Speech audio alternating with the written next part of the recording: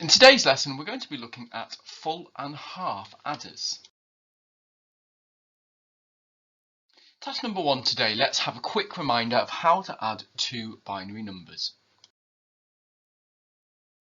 Hopefully this is the result that you've got. Remember to always do a quick check in the exam just to make sure that the answer that you've got is correct. Don't just write out the answer using maths and then complete the binary answer and the binary equivalent, because you will get marks for doing the actual process, showing the carries, etc. As we should know already, CPUs are actually full of logic gates, and it's the combination of these gates that enables a CPU to process data.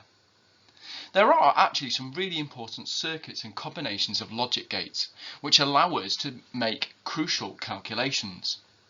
Now remember, quite often we use addition in binary, even when we're doing a subtraction. Remember, the problem with subtraction is we can't actually do a subtraction. So we're going to have a look at how this actually works on a CPU. And these use full and half adders. So a half adder is a massively important circuit within the CPU. And if you combine an exclusive OR and an AND gate, you can actually add two bits together. You can actually have the sum and the carry. Now, it's only good for adding two bits together. Here you can see an example. So if we've got 1 and 1, it gives us the sum of 0 and carry 1. 1 and 0, the sum of 1, carry 0. 0 and 1, we've got 1 carry 0, and 0 and 0, which gives us a sum, and it actually gives us a carry 0. I want you to try creating this now on your logic boards to check that this works. There is actually an issue with the half adders. It's only good for adding two single bits together.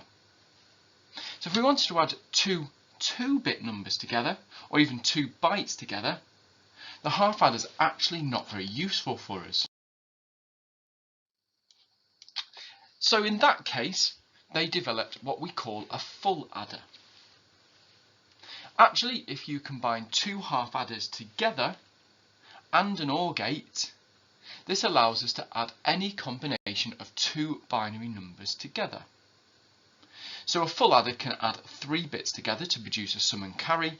This means that it can receive the carry from a previous addition.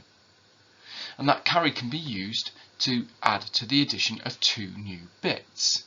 Remember, that's the vital step. If we've got 2 values to add and a carry, our half adder wouldn't be able to do that. So this is the logic circuit that we make for this. You can see we have our 2 inputs, our A and our B, and our carry comes from the previous sum.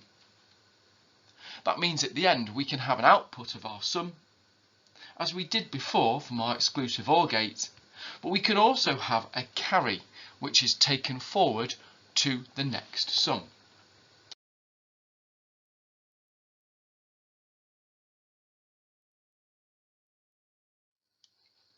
So here we have an example of how our full adders can work. You can see we're trying to add up 2 numbers here. We've got 5 and we're adding it to 3.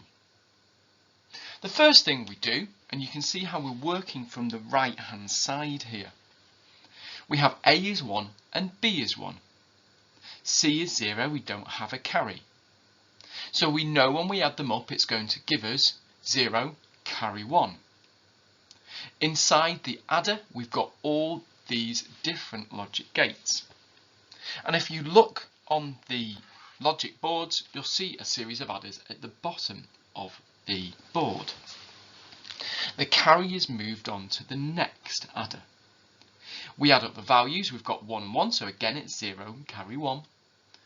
We've then got 1 and 0, but we've got a 1 carry, so it's 0, carry 1. And this time we've got 0 and 0, there's nothing to add here, but we've got a carry, so our sum becomes 1. I want you to try some of these on the logic boards.